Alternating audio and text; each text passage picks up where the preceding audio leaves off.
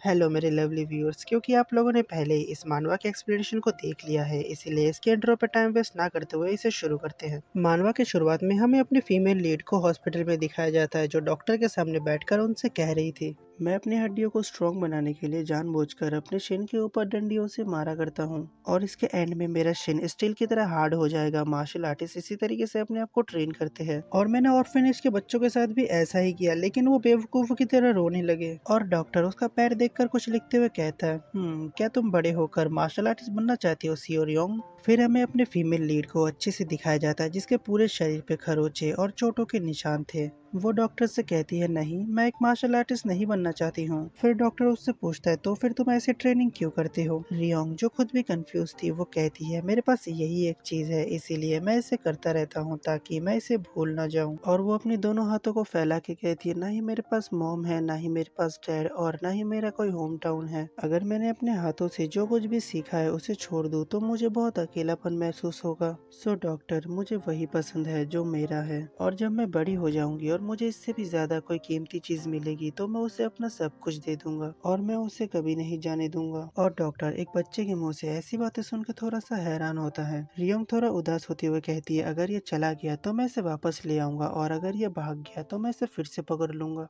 फिर वो दूसरे ही पल स्माइल करते हुए कहती है, मैं ये श्योर करूंगा कि वो मेरे पास ही रहे। अगर आप लोग समझ गए तो ये सब रियोंग अपने फ्यूचर पार्टनर अपने प्यार के लिए कह रही है। और डॉक्टर अपने पेन को नीचे रख के उसे समझाते हुए कहते हैं, लेकिन सियो रियोंग, लोग और प्यार ऐसी चीज नहीं है जिसे आप अपने पास रख सकते हैं। किसी चीज का अच्छा लगना उसे अपने पास रखना नहीं होता है। रियोंग कहती है, लेकिन मैं कुछ ऐसा चाहता हूँ जो सचमुच मेरा हो, कुछ ऐसा जो कभी गायब ना हो, जो इस पूरी दुनिया में एक लौता मेरा हो। डॉक्टर रिप्लाई देता है, इस कंडीशन में ऐसे करने की मेथड को सीखना अच्छा होगा। रियोंग कंफ्यूजन में पूछती है, मेथड किस टाइप का? डॉक्टर रिप्लाई देता है, ये वो मेथड है जिसे आप किसी ऐसे व्यक्ति से मिलते समय गलती नहीं करेंगे जिसे आप पसंद करते हैं। और रियोंग कंफ्यूजन में डॉक्टर से पूछती है, क्या इस तरीके के एग्रेसिव अप्रोच से दूसरा पर्सन डर नहीं जाएगा? रियोंग को तो ये सब चीजें समझ में नहीं आ रही थी। वो सोचती है, भला इस तरीके से किसी पर्सन को अप्रोच कैसे किया जा सकता है? और वो डॉक्टर से पूछती है, मेरे शिन के ऊपर और भी ज्यादा मारने के बारे में क्या ख्याल है? और इसे सुनने के बाद डॉक्टर, जो पानी पी रहा था, वो उसके मुंह से वापस बाहर गिरने लगता है। वो खांसते हुए अपने मुंह को साफ करते हुए कहता है, तुम अपने शिन के ऊपर क्यों मारोगे?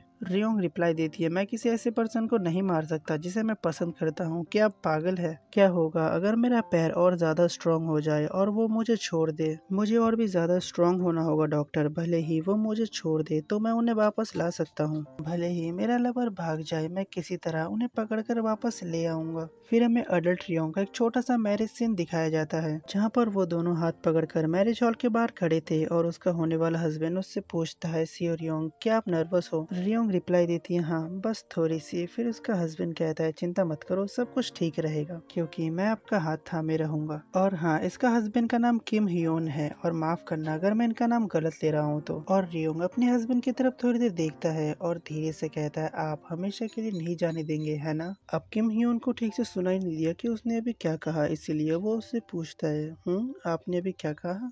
और यहाँ से चैप्टर 1 की शुरुआत होती है, जहाँ पे हमारी फीमेल लीड पुलिस स्टेशन में अपने हस्बैंड की मिसिंग कंप्लेंट कराने आई थी। ऑफिसर रियोंग से पूछता है, मिस सियोरियोंग, आपने बताया कि आपका हस्बैंड पिछली रात से अजीब बर्ताव कर रहा है। क्या आप अच्छे से बता सकते हैं कि आपके हस्बैंड का कौन सी हरकत आपको अजीब लग रहा था? रियोंग हिचकिचाते हुए बोलने की कोशिश करती है, लेकिन ऑफिसर कहता है, क्या साफ साफ बोलो, मुझे समझ में नहीं आ रहा है। फिर रियोंग एक धीमी आवाज में कहती है, ये के बारे में है। फिर रियोंग खुलकर उस ऑफिसर को सब कुछ बताने लगती है। वो कहती है, हमारी शादी के 2 साल में मुझ के दौरान कभी भी इतनी परेशानी नहीं हुई है। मेरे हस्बैंड किम हियोन, मैंने पक्के रूप से सोच लिया था कि उसने अपने दिमाग को खो दिया है। वो बहुत पोलाइट और केयरफुल रहता था और मेरे ब्लाइंडनेस का भी बहुत ध्यान रखता था। और रियोंग को बहुत ज्यादा परेशानी हो रही थी और वो अपने हस्बैंड को रुकने के लिए कहता है। रियोंग का हस्बैंड, जो इन सब चीजों में बहुत स्लो और केयरफुल रहता था, वो अचानक ही बहुत रफ हो गया। फिर रियोंग का हस्बैंड कहता है, अगर ये दर्द हो तो ये अच्छा है, तब ये निशान लंबे समय तक टिका रहेगा। रियोंग उससे पूछती है, इससे तुम्हारा क्या मतलब है? लेकिन उसका हस्बैंड उसे अपनी बात को पूरा नहीं करने देता है। वो तुरंत ही उसे किस कर लेता है और उससे कहता है तुम्हें किसी दूसरे कमीने के साथ ऐसा नहीं करना चाहिए। लेकिन रियोंग को तो अभी भी कुछ भी समझ में नहीं आ रहा था। वो उससे पूछती है तुम किस बारे में बात कर रहे हो, लेकिन उसका हस्बैंड अपने आप को नहीं रोक पाता और वो दूसरे राउंड को शुरू करते हुए कहता है बस आज रात के लिए मुझे आपका ख्याल रखने दो, बस आज रात के लिए। फिर हमें मॉर्निंग का सीन दिखाया जाता है जहाँ पे किम हियोन ऑफिस के लिए तैयार हो गया था और वो बस निकलने ही वाला था और रियोंग उसके कपड़ों को ठीक करते हुए कहती है मैं थोड़ा सा हैरान हूँ कि कौन इतना ज्यादा मूव कर रहा है और हाल ही में हॉलवे भी थोड़ा गंदा हो गया है। और हियोंग उससे पूछता है क्या इससे बहुत शोर हो रहा है। रियोंग रिप्लाई देती है सच कहो तो नहीं, मैं थोड़ा सा क्यूरियस हूँ कि कौन इतना ज्यादा मूव कर रहा है और पड़ोसी बहुत करीब है। और किम हियोन रिप्लाई देता है ये जल्दी ही शांत हो जाएगा। अब किम हियोन की बातें उसे समझ में नहीं आती तो वो उससे पूछती है क्या, लेकिन किम हियोंग अपनी बात को घुमाते हुए उसके गाल को सहलाते हुए कहता है क्या आपकी बॉडी ठीक है और वो कल रात के लिए उससे माफी मांगता है। रियोंग स्माइल करते हुए रिप्लाई देता है मैं हैरान था और मैंने गाली भी दी जो मैं आमतौर पर नहीं करता। रियोंग कहती है मुझे नहीं पता था कि ये इतना थका देने वाला और दर्दनाक होता है। फिर वो शर्माते हुए उसे घर से बाहर धकेलते हुए कहती है कोई बात नहीं, चलो काम के बाद फिर से इस पर बात करते हैं। और किम हियोन थोड़ा सीरियस होकर कहता है रियोंग और उन दोनों के बीच में थोड़ी देर सन्नाटा हो जाता है। और सियो रियोंग कहती है मुझे अचानक ही ऐसा लगा जैसे मैंने अपने हस्बैंड के साथ आंखें मिला ली हो, हालांकि मैं इसे देख नहीं सकता था फिर भी मैं इसे बता सकता था। वो हस्बैंड जो हमेशा स्माइल करते रहता था अचानक ही वो स्माइल गायब हो गया और उसका हस्बैंड कहता है मैं जाता हूँ, ये कहकर वो घर से बाहर चला जाता है। और वो वही खड़े होकर सोचती है मैं उससे पूछना चाहता था लेकिन मैं ये नहीं कर पाया क्योंकि डॉक्टर ने उससे कहा था हर चीज पर सवाल उठाना और उस पर शक करना ठीक नहीं है। और गेट के बाहर से किम ह्योन की आवाज आती है जो कहता है मैं अब काम से जा रहा हूँ और वो किसी को ऑर्डर देता है हॉलवेज से सारा सामान हटाने के लिए। और रियोंग कहती है क्या मैंने गलत सुना है। और हमें 8 बजे से अगले दिन की सुबह 3:47 का दिखाया जाता है जहाँ पे रियोंग अभी भी अपने हस्बैंड का वेट कर रही थी। रियोंग जो बहुत केयरफुली सब्जियां काटते हुए सोचती है वो एक ऐसे पर्सन है जो शाम के ठीक 7 बजे एक मशीन की तरह काम से घर वापस लौट आते थे। कोई ऐसा जिन्होंने कभी मुझे अकेला नहीं छोड़ा, इतने लंबे समय तक घर नहीं लौटे ये जानते हुए कि मैं देख नहीं सकता। और वो कंटिन्यूसली अपने हस्बैंड को कॉल करती है लेकिन एक भी कॉल कनेक्ट नहीं होता है। और वो सोच जो दिमाग में आया है कि कुछ तो हुआ होगा वो उलझे हुए धागे की तरह और भी उलझ गए हैं। लेकिन सब्जियां काटते हुए उसका पूरा ध्यान फोन में होने के कारण उसके हाथ पर भी कट लग जाता है। लेकिन वो अभी भी अपने खून से सने हुए हाथों से ही उसे कॉल करने की कोशिश करती है लेकिन वो नंबर नॉट अवेलेबल बताता है। रियोंग उस ऑफिसर से कहता है इस सोच का अंत हुआ बस इन शब्दों के साथ मेरे हस्बैंड गायब हो गए। ऑफिसर कहता है वेल खोए हुए पर्सन से कांटेक्ट टूटे हुए सिर्फ एक ही दिन हुआ है, इसीलिए हम उसकी खोज अभी शुरू नहीं कर सकते हैं। हम तुरंत ही नहीं जा सकते हैं जब तक कि ये किसी क्राइम के साथ जुड़ा हुआ ना हो। और रियोंग ऑफिसर से पूछता है एक क्राइम। और वो ऑफिसर रियोंग के ऊपर शक करते हुए कहता है हाँ एक क्राइम। एग्जाम्पल के लिए एक इंजरी के केस को छुपाने के लिए उसे मिसिंग कंप्लेंट का रूप दिया जा रहा है। और एक बार तुम लोग सियो रियोंग को देखो, ये पूरा साइको किलर वाली वाइब दे रही है, ये ऑफिसर कैसे इस पर शक नहीं करेगा। ऑफिसर रियोंग से कहता है इसीलिए क्लियर बात करना अच्छा होगा। और वो उससे पूछता है मिस सियो रियोंग वो खून किसका है। और रियोंग जो भले ही देख नहीं सकती थी वो अपनी आंखों को ऑफिसर की तरफ करके अपनी नाइफ को उठाते हुए कहता है तो फिर अगर मैं कहूँ कि ये खून मेरे हस्बैंड का है तो क्या आप मेरे हस्बैंड को जल्दी ढूंढ लेंगे। फिर हमें पास्ट का सीन दिखाया जाता है जहाँ पे रियोंग कहती है मैं करीब 24 साल की थी जब मैं अपने हस्बैंड किम ह्योन से पहली बार मिली थी। उस दिन बहुत तेज बारिश भी हो रही थी और रियोंग एक शॉप के बाहर खड़े होकर वेट कर रही थी। और किम ह्योन आकर उसे स्टिक देते हुए कहता है मैं कोई इस बिजनेस का ओनर नहीं हूँ, मैं तो बस यहाँ पर काम करता हूँ और मालिक वो थोड़ी देर के लिए बाहर गए हैं। और इसके बाद ही रियोंग को पता चला कि उसके नॉर्मल नजरों में कुछ गड़बड़ है।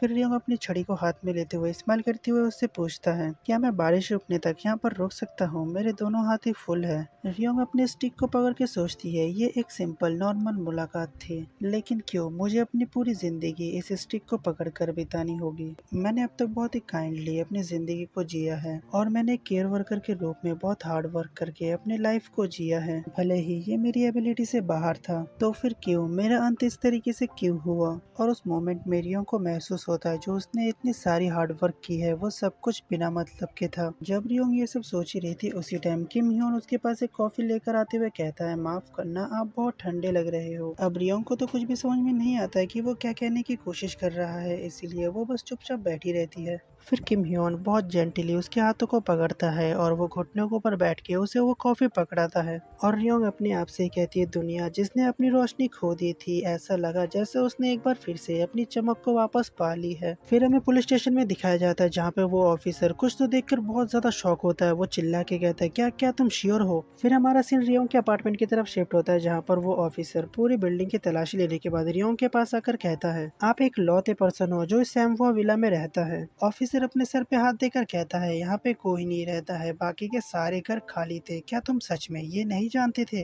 रियोंग भी इस बात को सुनकर बहुत ज्यादा हैरान होती है और वो ऑफिसर के कपड़ों को पकड़ के चिल्ला के कहती है, मैं पक्के रूप से कह रहा हूँ कि मैं उन पड़ोसियों को ग्रीट करता था जो आ रहे थे और जा रहे थे। ऑफिसर भी थोड़ा कंफ्यूज होते हुए कहता है, यहाँ पर आसपास कोई भी नहीं है तो आप कैसे किसी को ग्रीट कर सकते हैं? उसी टाइम पीछे वाला ऑफिसर जो कॉल पर था वो चिल्ला के कहता है, डिटेक्टिव ली, अभी अभी मेरे पास स्टेशन से कॉल आया था। उन्होंने कहा कि किम ह्योन नाम के पर्सन का कोई भी रिकॉर्ड नहीं है। मतलब जैसे कि हमारे पास हमारा आधार कार्ड, पैन कार्ड या वोटर आईडी कार्ड होता है, लेकिन उस पर्सन का ऐसा कोई भी कार्ड नहीं था जो ये बता सके कि वो पर्सन रियल में है। अब इस बात को सुनने के बाद रियोंग भी बहुत ज्यादा हैरान होती है। फिर हमें एक महीने बाद का सीन दिखाया जाता है जहाँ पे रियोंग चर्च के अंदर खड़े होकर सोचती है, मेरे हस्बैंड को गायब हुए 1 महीना हो गया है। और भले ही वो नहीं देख सकती थी, फिर भी वो उस क्रॉस की तरफ देखते हुए उस डिटेक्टिव के साथ हुए उन बातों को याद करती है, जहाँ पे रियोंग बहुत परेशान होकर डेली ही उस डिटेक्टिव के पास जाकर अपने हस्बैंड को ढूंढने के लिए कहती थी। डिटेक्टिव रिप्लाई देता है, प्लीज अपने आप को संभालिए। डिटेक्टिव कहता है, आप कोई पहले पर्सन नहीं हो जो इस तरीके की मुश्किल परिस्थितियों से गुजर रहा है,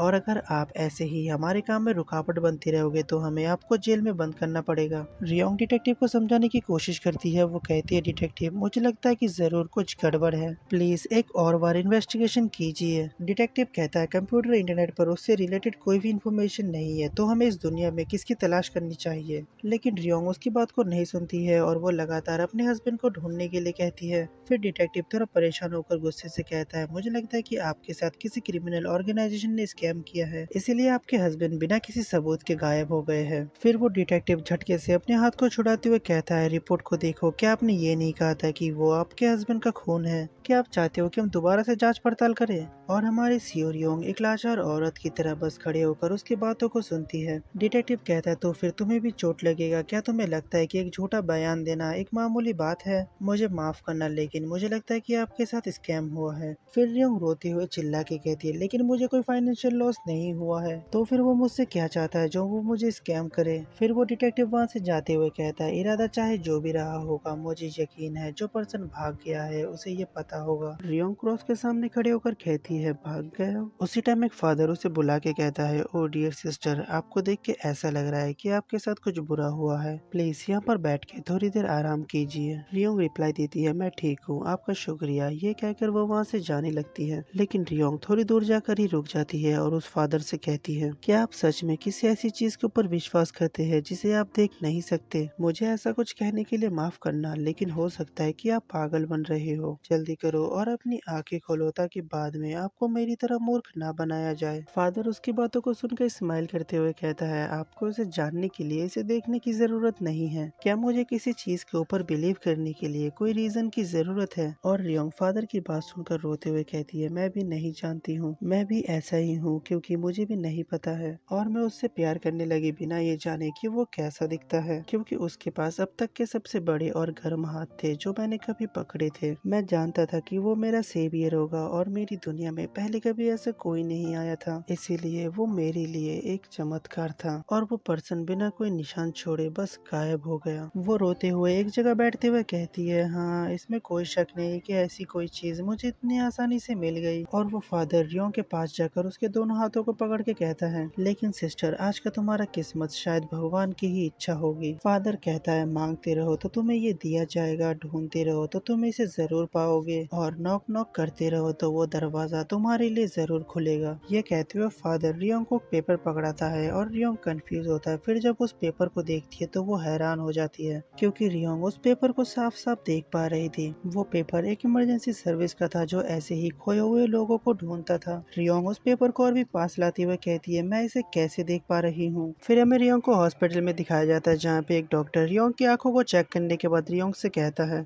आपकी आई साइट का इस तरीके से वापस आना कोई भी सेंस नहीं बनाता है, ये काफी है, मुझे अपने एकेडमिक सर्कल से पहले बात करनी होगी। रियोंग अपने पास्ट को याद करती है है मेरे हस्बैंड गायब हो गए और मेरे आंखों का फॉग भी गायब हो गया। और वो डॉक्टर से पूछती है क्या ये इतना इनक्रेडिबल है। और डॉक्टर मॉनिटर की तरफ देखकर हैरान होते हुए कहती है जब से मैंने आंखों के डॉक्टर के रूप में काम करना शुरू किया है तब से मैंने पहली बार ऐसा कुछ देखा है। आपको सिर्फ 2.5 साल पहले ही रेटिनल डिजनरेशन का पता चला था। ऐसा लगता है कि ये सिर्फ टेम्पररी था और इसके लिए एकेडमिक रिसर्च की जरूरत होगी, लेकिन अगर किसी ने समय समय पर आपके ऑप्टिक नर्व के साथ छेड़छाड़ की हो और उसे पैरालाइज कर दिया हो। अब डॉक्टर की बात सुनकर रियोंग को शौक लग जाता है क्योंकि उसके हस्बैंड डेल ही उसकी आंखों में आई ड्रॉप डाला करता था। क्योंकि रियोंग खुद ही अपनी आंखों में आई ड्रॉप नहीं डाल सकती थी, इसीलिए उसके हस्बैंड उसके लिए उसकी आंखों में आई ड्रॉप डाला करता था और कहता था मैं आपके लिए सब कुछ करना चाहता हूँ। रियोंग डॉक्टर से पूछती है लेकिन क्या मेरा डॉक्टर बदल गया था। डॉक्टर हैरान होकर अपने मुंह पर हाथ रखकर कहता है ओ डियर, मैं भूल गया था, देर से आपको एक्सप्लेन करने के लिए माफ करना।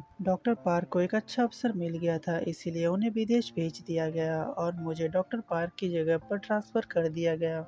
और रियोंग के दिमाग में बहुत कुछ चल रहा था। वो सोचती है मेरा हस्बैंड अकेले गायब नहीं हुआ। अब डॉक्टर से बात करने के बाद रियोंग अपने घर में वापस आ जाती है और अपनी शादी के कुछ दिन बाद जो हुआ उसके बारे में सोचती है, जहाँ पर उसका हस्बैंड उससे कहता है मिस रियोंग, मैंने हमारे वेडिंग फोटो को यहाँ पर लगाया है। रियोंग अपने हस्बैंड को पकड़ के कहती है मैं सच में इसे देखने के लिए बहुत क्यूरियस हूँ। और रियोंग अपने हस्बैंड के गालों को टच करते हुए कहती है तुम फोटोज में किस तरीके के रिएक्शन दे रहे हो, काश मैं उन्हें देख सकता। और उसका हस्बैंड धीरे से उसके गालों को टच करके उसे स्माइल कराते हुए कहता है इस तरीके से हम दोनों हैप्पीली स्माइल कर रहे हैं। ऐसे ही ये दोनों एक दूसरे के साथ स्माइल करते हुए बात कर रहे थे। फिर हमें प्रेजेंट का सीन दिखाया जाता है जहाँ पर रियोंग उसी फोटो के सामने खड़े होकर एक डिटेक्टिव एजेंसी के साथ बात कर रहा था। वो लोग रियोंग से पूछते तो तुम ये कह रहे हो कंपनी का नाम और जो कार का नंबर था ये सारे फेक थे। रियोंग रिप्लाई देती है हाँ, यहाँ तक कि रियोंग जिस फोटो फ्रेम के सामने खड़ी थी वो पूरी तरीके से ब्लैंक था। रियोंग कहती है विला, या गली में कोई भी कैमरा नहीं है, पड़ोसियों के जाने के बाद कोई भी विटनेस नहीं बचा है, तो क्या आप मेरे हस्बैंड को ढूंढ पाएंगे।